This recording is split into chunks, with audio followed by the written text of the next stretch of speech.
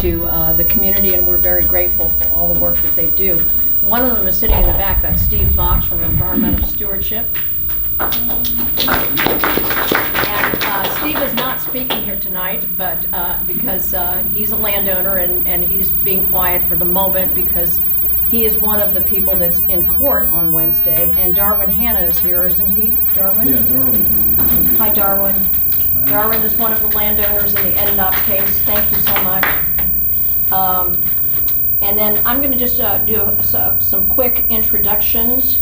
I'm Linda Curtis, and I'm with Independent Texans, which is a political action committee that rarely actually winds up doing candidates. We mainly do ballot measures, and we get involved in issues, and that's how we come into this event. And we're co-sponsoring this event with the League of Independent Voters. What is the League of Independent Voters? It is a 501c4 nonprofit organization that is doing the work between legislative sessions and then in the legislative sessions trying to impact on what our legislators are doing or not doing for us over at the Capitol. So whether you vote in either party primary, we are uniting citizens across party lines, or the many people who don't identify with the political party, into an organization that is fighting for things that we know citizens can come together on, like water issues and eminent domain and protecting our private property rights. And most important is electoral reform, opening up and cleaning up our electoral system so we have indeed really competitive elections.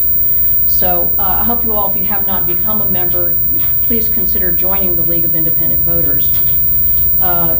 We are going to try to stick to the following schedule. I'm going to give you a few more introductions and then turn this over to Phil Cook and Michele Gangnes. They're going to be on stage here till about 7:20. Then we have Steve Chamberlain, who's going to talk about the transfer station. At 7:45, we have Bill Hashke, who's going to talk about the litigation that involves 3 of our taxing authorities in Bastrop County, BISD. Well, I'm going to go through that in a second. Let me do the introductions. I'm going to start with Michele and Phil, and then I'm going to introduce Steve before he speaks and Bill before he speaks. Michele Gangnes is a local heroine. She owns land. She hates it when I write her introductions. Michele and I have been working together for many years now, and we're like sisters who are indeed good friends, even though we like to fight every once in a while. But they're usually very productive because we wind up doing a lot of work for you all that we hope is going to pay off. Michele has owned land in Blue, that's in Lee County, since 1998, and volunteered really thousands of hours over 18 years defending aquifers underlying Lee and Bastrop counties. You all know that we share a groundwater district, Lee and Bastrop counties.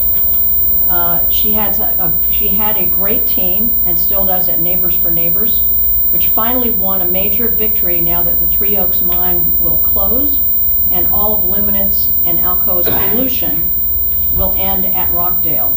But they will continue to watch the 70,000 acre feet of groundwater under both the Three Oaks and Alcoa's land at Sandow that Alcoa and San Antonio claim to control. Last year, Michele, Ernie Bogart of Elgin, Ernie is laid up with an operation on his knee, Andy Meyer of Page, George Witta of Elgin, and Travis Brown of Blue. Travis, where are you? There he is. Became the original board members of the newly formed Simsboro Aquifer Water Defense Fund, a 501c3 nonprofit dedicated to the legal defense of the Simsboro formation of the Carrizo-Wilcox Aquifer underlying Lee, Burleson, Milam, and Bastrop counties. Phil Cook, why don't you guys come on up here, Phil and Michele. Phil has owned land in Cedar Creek for 40 years, is a retired English teacher, and builds the most beautiful custom homes for himself and his renters around anywhere that I've seen. Phil has been an aquifer guardian even longer than Michele through his affiliation with the Sierra Club and as a concerned landowner, and he's written many fine water articles published in the Bastrop Advertiser. He's speaking tonight on behalf of environmental stewardship, since Steve is in the audience, and a party to the NDOP suit. Okay, so I'm going to turn it over to you guys, and if you want to, Phil is starting, is that the plan? Mm-hmm. Okay, all right. Okay. You need slides done? That one's okay. It's, I'm not going to use any slides. Can you hear me in the back? Let's start there. Okay. If my volume goes down, wave your hand at me and I'll try to pick it up again. Again, I'm Phil Cook. I'm here on behalf of environmental stewardship. Environmental stewardship is a plaintiff in the suit, so they need to be a little bit careful about what they do and what they say right now, 2 days from the big court hearing. But I'm going to sort of lead up to, Michelle's going to talk to you more about that. There's just a few house clearing facts I want to get straight with you. We've talked about NDOP for years. Well, NDOP has changed its name to Recharge Water, which is ironic. They ought to be called water exploiters or water wasters or something. Anyway, Recharge, NDOP, same. We're talking, the case we have concerns the Simsboro Aquifer, which is a part of the Carrizo-Wilcox Aquifer, which is a very, very, very large aquifer. It's been in formation for more than 60 million years. As the water marketers never tire of telling us, there are millions and millions of acre feet of water down there. We just want a tiny bit of it. That's true. Relatively speaking, they do want very little water. The point is, once you start pulling the water out of the aquifer, strange, bad things start happening. If you have a well in Bastrop or Lee County, say you have a well 300 feet deep, the water is probably pushed up into the well to 30, 40, 50, 60, 80 feet to the surface. Some of those wells are actually artesian, and you don't need to pump at all. The water, if you didn't cap it, the water would just flow out of the well pipe. That's caused by water pressure. The water in the Carrizo-Wilcox, the Simsboro, however you want to talk about it, is under pressure from the water above it, the water below it, and the water surrounding it. Once you take that pressure off in a local situation like that, you're inviting all of that surrounding water to fill the void. The water below is highly mineralized and saline, salty. It's going to have several kinds of salt in it. Sodium, magnesium, manganese salts. It's going to have sulfur in it. It's going to have iron in it. And it's not going to be fit to drink. That's why they don't go deeper. The water above it from the shallower aquifers will filter down into it. And most of us have wells in those shallow aquifers, and that's where we're going to have trouble. Our wells are, the water standing in the pipe is going to fall. We may have to put in deeper pumps. It may be that the water that comes in after it's been dewatered is of much poorer quality. So the water marketers don't mention that. They also mention that they have 20,000 acres under contract, water lease, 30,000 acres. Folks, that's nothing. In Bastrop and Lee counties, there are almost 1 million acres. So when they talk about this huge amount of land we have under lease, it's relatively nothing compared to the land available in those two counties. Okay, let me make sure I'm caught up here. They claim, the exploiters claim, that the water they're drilling it from these deeper wells won't affect the water in the aquifers above them. They claim, oh, this aquifer is completely sealed off from the water above it. That's pure crap, and they know it. Don't listen to it. It's a lie, a flat-out lie, and they know it. I could go into more about that, but there's no need to. Just know they're lying, because when you hear this stuff, you need to know, well, maybe that's a fact. Well, it's not a fact. It's a lie. They're lying. I want to talk a bit a bit about Lost Pines Groundwater Conservation District, Lost Pines as we call it. Way back 15, 20 years ago, a bunch of speculators got the idea that they could go out in Bastrop and Lee County, lease up this water, and kind of have a corner on that market, lease it cheap, sell it expensive. Back then, they could rely on the rule of capture. They could go to, and they did go to people's houses and knock on the door and say, look, we want to lease your water. We're not going to give you hardly anything for it, almost nothing up front. But when we start selling the water, you'll get a small cut of that. If you don't do it, we've already got your neighbors under lease. Because of the rule of capture, we'll just suck the water out from under your land and you won't get jack. And this was pretty successful, playing neighbor against neighbor and using these kinds of threats. And this actually happened extensively.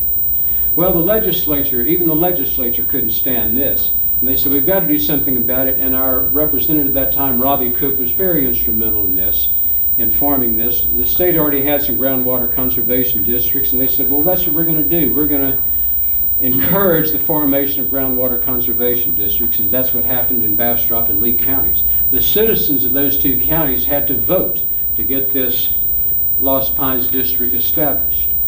So it's not like it was created by the legislature. First there was an election, and because that election was positive for its creation, the legislature agreed to form it.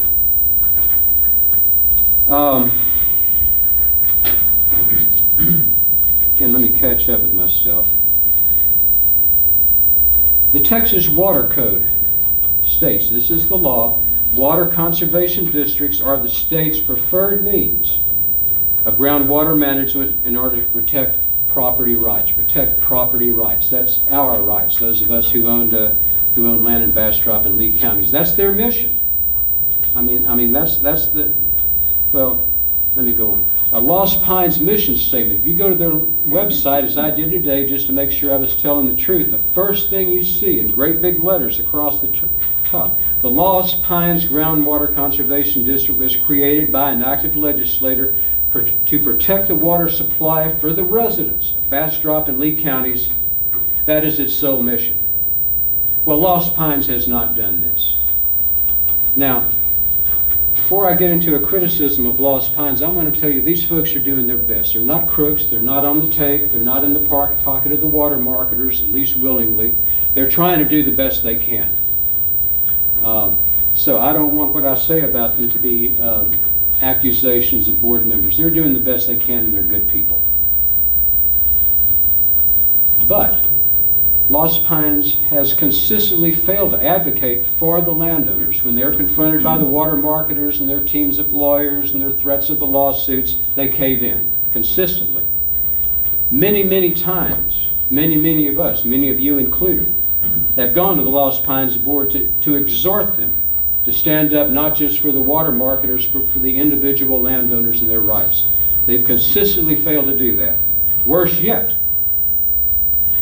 the landowners came to them and said, okay, if you're not going to stick up for us, let us stick up for ourselves. Well, no. Worse yet, when we took this to court to get a judgment that says, yes, the landowners can be included, it's the law. They have private property rights and they have every right to advocate on their own behalf. The district, in league with NDOP Recharge, has opposed the landowners. Is fighting the landowners. That's the rabbit hole they've gone down. I believe it's because they have terrible, terrible lawyers. The only times I've seen them in action, they've got their butt handed to them. Anyway, that's the situation. They even challenged the judge's jurisdiction to take the case. That's how far out they're going on this. And that's one of the reasons why we're here tonight. We want to inform you of what's going on. And folks, many of you have given us money for this and other causes that we'll get into. We need money. We need serious money. If you've got $20, we'll take it. If you've got $10,000, well, God bless you. But that's the kind of money we're talking about. Our legal aims, what we're trying to accomplish is to seek court affirmation of the following principles. Landowners have a fundamental, constitutionally protected ownership of the groundwater under their lands. The state has already recognized that. The state Supreme Court and the state legislature already have. But these are principles, and we need to get them filled out and enforced in court. The groundwater under Lee and Bastrop counties constitutes a common pool of water, and all landowners have a right to a fair share of that common pool, whether they own wells or not. The district wants to point out, well, you don't have a well, so you're not using the water, so we're going to give it to them. No, that's irrelevant. The water is owned in place, but we have to get a court decision that affirms that. That hasn't been ever done, and it's falling on us to do that. Landowners have the right to save for the future use. Well, I don't want to use that water now, but I will in the future. My children are going to need that water, grandchildren. Landowners have the right to preserve the groundwater for future generations. We have no plans to use it now, but someday we're going to need that water. We're going to need it in place. Landowners have the right to donate their groundwater to a water trust for environmental purposes. And all landowners in that common pool of water have a protected right against all other landowners, and all have a responsibility to look out for each other, for all the users. Texas Supreme Court has ruled that groundwater is owned in place as private property. The legislature has done the same thing. These are broad guiding principles, and this case we have coming up is to start filling out in court cases, in litigation, what that actually means, and to actually make it apply in place. So what Lost Pines should be doing and is not doing is what we're trying to do. Wednesday's our day in court. It's going to be in Carson Campbell's course in the basement of the courthouse annex. Please come. Thank you.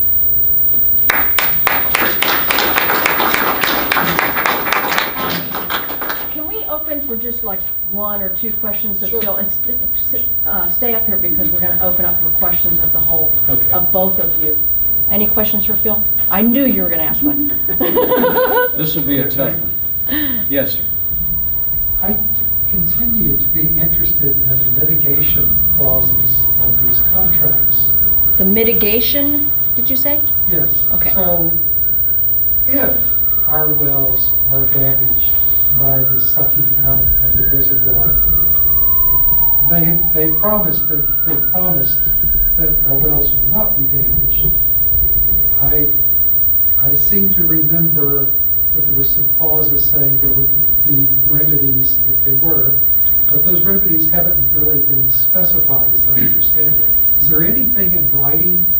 Very little that I know. We're treating this case, although Lost Pines has permitted the 46,000, if we win this case, we're expecting the reset button on this whole thing to be hit and it all starts over. There's been noises about, yeah, if you can prove your well water was taken by us, we'll compensate. We'll try proving that. Right, that's very difficult. Yeah, and extremely expensive, and they'll appeal it and all of that. Yes, sir. Well, that last statement you made, I object to it. Yes, we'll come right down. I'm not making a big mistake here, and I don't think I am. You read most of the water problem in the Austin paper, not in any local papers. No Bastrop, not Smithfield. And if I'm not mistaken, the Lost Pines Water District did not fight the permit issue to LCRA for, I believe it's 5 wells down at the end of South Shore Road and 7 wells in Boy Scout camp. That's a total of 12. LCRA said they needed that water to cool their cooling pond, which is the lake. Well, I've worked for Brown & Root. And, here we go. And we built that power plant, and they never had a problem for water. They still don't. They want that water in the river. Exactly, and you know, So it can stay up in the Highland Lakes. In the river, in that reservoir down in south of here that they're selling the water to. Now, John, do you have a question, or you? Yeah, I'm leading into this. Okay. You said the wells, my well went dry. First, when they issued those permits, those 5, my well lost 50 feet of water. When they issued, I guess, more permits, my well went dry. So now it's costing me $14,000 to drill down to a minimum of 400 feet. So when I went to the county commissioners meeting, I asked them about who's going to reimburse me for my well. So there's a lot more to this than what we're just talking about a hearing. This is a You went to the big can of commissioner's worms. court. You went to the commissioner's court, not Lost Pines? I went to the county court. Okay. Their reply was silence. And the Lost Pines Water District, when they voted for it, when Judge McDonald was in office, I got up and said, if you vote for the Lost Pines Water District, they're going to take your water away from you. And I'm Your not a point is smart well person, taken. But I know what happens. Yeah. Because it's going to be on the commodity, it's going to be on the Wall Street business section as a commodity. Yeah, your point is well taken. That Lost Pines has not done its job, is the way I Exactly, perceive exactly. that. They have I not. would rather have Lost Pines than rely on the rule of capture. Because I which asked is- them, I said, what's your job? They said, our job is to protect your water. Well, they had to protect my water. It cost me $15,000. Okay, I want, Go ahead, Linda.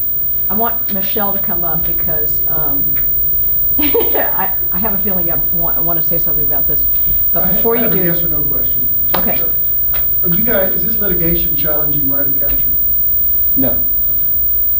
You see, the groundwater conservation districts, in a sense, have superseded the rule of capture, the right of capture, because they have the power to regulate. The rule of capture is still down there, and if you're not in a groundwater conservation district, it is the rule of capture that you're subject to.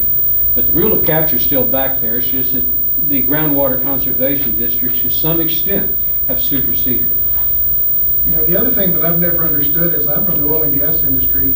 We extracted oil and sold it for a profit. And before we could do that, we had to identify where the reservoir was and pay every property owner a royalty. Michelle's going to get into that in her presentation. Right. They're doing the same thing with this. Instead of burning it, we're drinking it, but they're still selling it for profit. Yeah. Okay, hold that thought, because I feel obligated to let Darwin say something. He is a landowner that is in this litigation. Go I need to ahead. know if there's a date and time for the hearing. Yes, it is Wednesday at 1:30. Which Wednesday? This coming Wednesday. days. It is. 2 days. That's why we had this tonight. It's on, Okay, it's what's the time? 1:30. It's in the basement of the annex of the floor court. being- Okay, First everybody, First floor? make sure that you pick this up. It's on this sheet. Oh, okay. Okay, Vic, we're going to move on to, and then we're going to open up for the two of them. Do you mind if we, please, hold your question? I knew this was going to happen. Want to let him They ask are a it, we'll see panel. if we're going to answer it, if not. Go we'll- ahead, Vic, If it's ask your quick. question. We'll get. Because it's a panel right here that we're trying to get done with. How many of the litigants do own wells? You said it don't matter, but how many are on water? Darwin, you have a well, don't you? No.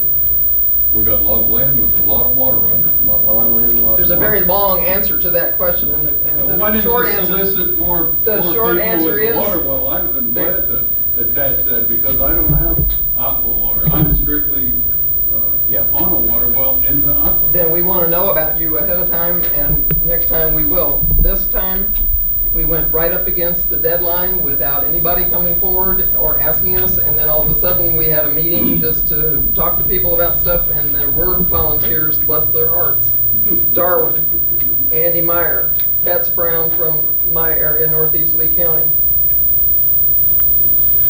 It doesn't matter. Well, It the shouldn't matter. Browns have The wells. groundwater district wants to set the rules, but those don't have to be the rules. We all own the groundwater under us.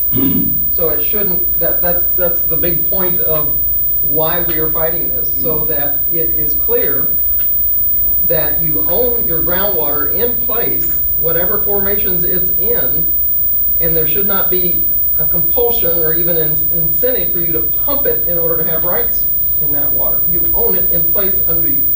And you should be able to protest one of these big permits, and that's what happened here. And that's what happens with most groundwater districts. They know it's easy to fall back on that rule because how many people have got a Samsboro well? Very few. It's a deep well and it costs a gazillion dollars to drill into it. That doesn't mean it's not under me and that I shouldn't have the right to protest a permit that is going to affect the Simsboro, because if I have a fair share of it and it gets drained, where does that leave me if I did want to access it? But the big point, and I'm just in the middle of my talk here, and that's what I'm going to do because we're not going to try to do slides. The big point is what we are fighting for here is the right to conserve water, the right to use your own water, the right to save it for your grandkids, the right to save it for the environment.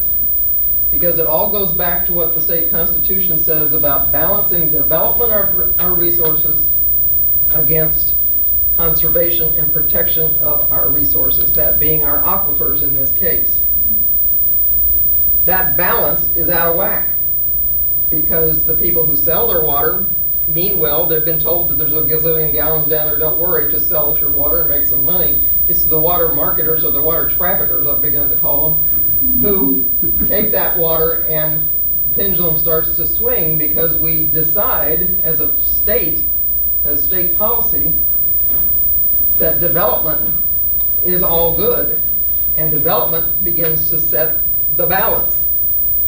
We're going to decide we've got this much demand for water, so therefore we'll just say there's so much water down there that we're balanced, we'll be protected, don't worry, and the pendulum swings. And what we're trying to do is say, no, you need to have some bright lines of sustainability for this aquifer, any aquifer. This has statewide implications for any aquifers that are producing, because we're trying to say, if you want that aquifer to be there for future generations, for your own use, for your grandkids, for future generations, for the environment, to help our rivers and streams survive the need for groundwater. If it disappears from them, they become losing streams. So that's what we're after, is that conservation amendment to our state constitution that seems to require a balance that we are reverse engineering by saying, well, we got all this much demand, so we're going to say there is so much water stored in the Simsboro we could never hurt it. So we're in balance. We're saying no. And if we're to get anywhere with those propositions, we have to have landowners who own that groundwater under them be willing to stand up. We've got those. But we've got to have groundwater districts say, yes, you have a point to be made and you can protest this permit. This is a hearing that's simply an appeal by the 4 landowners, including environmental stewardship, which is an entity, but also a landowner, and 3 individual landowners saying, I asked to be a party at the hearing where you divvied up all the water to end up, and you let Aqua come in and make a settlement with them, make this crazy mitigation plan that was the subject of your question. Nobody else has any mitigation requirements at all. NDOT has some crazy ones that they just threw in. So Aqua, NDOT, and the district sat down at this hearing and pretended to have a contested case when they had really settled all their differences, and the district was just there to provide window dressing. 4 of our landowners tried to be there, and they want to restart that hearing and have a new hearing and try to make their case for landowner rights to conserve, to protect their water, and to preserve and protect their fair share of water. And also for environmental stewardship to make its case. They're there to protect the Colorado River, and they want to make their case to have groundwater districts do what they're supposed to do, which is to consider effects on surface water when they permit groundwater, because they're interconnected and interrelated and interdependent. So that's why we're here at this stage. This is a hearing to decide whether a state district judge has jurisdiction over this. We're pretty sure he's going to rule in our favor there. It is possible that he could go ahead and almost immediately or within a reasonably short time say